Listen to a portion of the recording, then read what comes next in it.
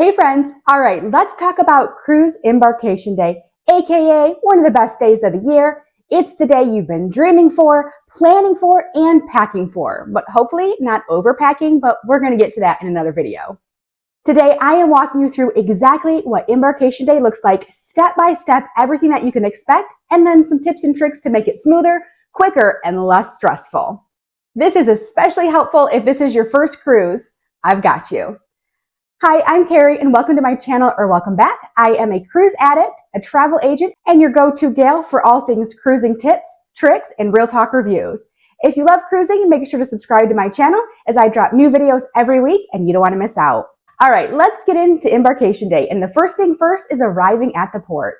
Now, if you're flying into the cruise port, I highly recommend that you fly in at least one day ahead of time. This is going to help you if there are any kind of flight delays or anything like that. You're not scrambling to get to the ship on time. And speaking of getting to that ship on time, it is important for you to know that the cruise ship will not wait for you if you're late. I repeat, they will not wait for you if you're late, no matter how sweet those matching family cruise shirts are that you're wearing. Now, if you're driving into the cruise port, I still recommend that you drive in one day ahead of time.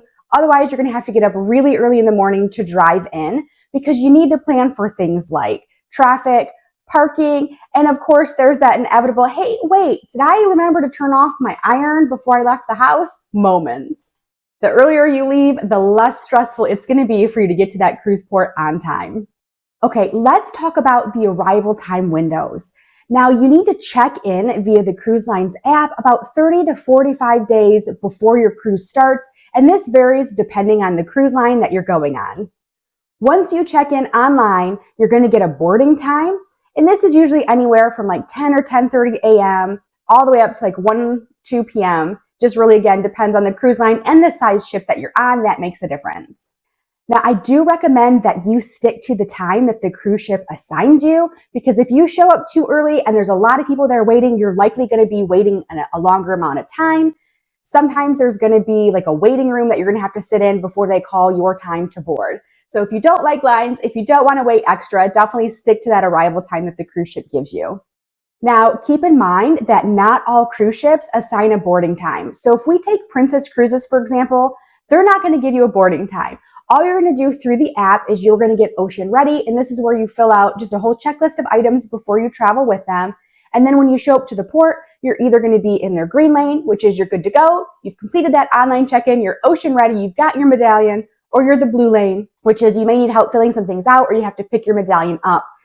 Now let's talk documents that you need on your actual person before you even step out of your car, whether it's your car you're driving in on, a ride share, an Uber, anything like that. There's certain documents that you need to have on your person in order to check in for your cruise. You're going to need to have your boarding pass. You can either have this digital via the cruise line's app, or you can go old school and print that baby out. You're going to need your passport. I always recommend bringing a passport book for every cruise you go on. This is the golden rule, but for some cruises, you can bring a birth certificate, but you're going to want to check out for the cruise that you're going on exactly what you need, whether it's a birth certificate, a passport, or if you can use even the passport card. But if you want to keep it simple, you want to keep it hassle-free, go for that passport book, baby. Now, it is so important that you have these on your person.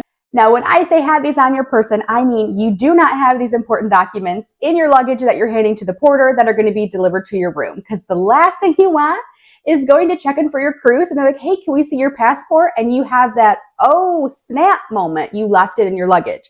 Keep it on you. Put it in your purse, your backpack. If you have oversized pockets, put it in those or just carry it with you. You definitely need those on your person.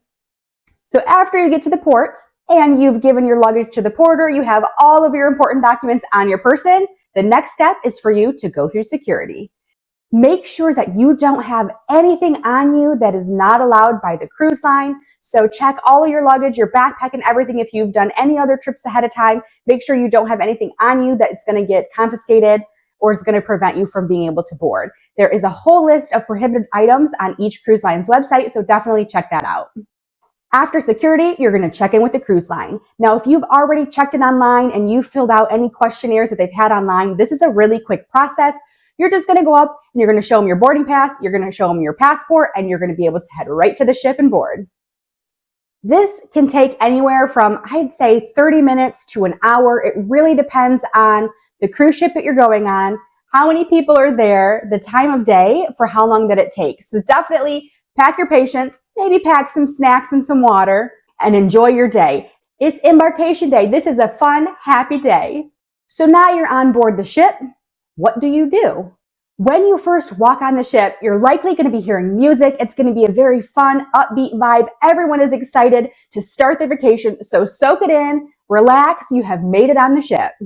Depending on the time of day that you board, your cabin may or may not be ready. For a lot of cruise lines, cabins aren't ready until about 1 p.m. So there's some different things that you can do when you're on board. The first thing I recommend is hit up the buffet or hit up one of the other places on board that's open and grab yourself some lunch. It's day one. You have paid for that. It's included in your cruise. Definitely start it off right by grabbing lunch, grab a drink, wander around the cruise ship, get a feel for it, start learning your way around, and take care of that muster drill. Yes, we still do muster drills. Now it's not as dramatic as it used to be, and a lot of it is done through the app or through the TV in your stateroom where you watch a safety video. And then for a lot of cruise ships, you just head right to your muster station in order to check in so you know where you need to go in case there's emergency. It's pretty easy. But you do not want to skip this. You'll hear a lot of announcements for people who haven't done it yet, the captain or other people on board saying, hey, make sure you get your muster drill done. And if you're still not doing it, they will start to hound you down to make sure it's done because the ship cannot sail until everybody has completed that muster drill.